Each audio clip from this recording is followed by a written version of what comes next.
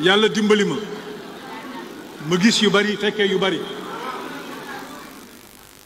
kon man bu may wax ci mbir rawatina réew niñ ko téyee damay xaar ba am jumtukaay yépp jumtukaay yi nag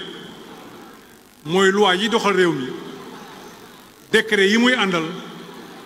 walla programme yi nga xam ne am nañ ko yooyu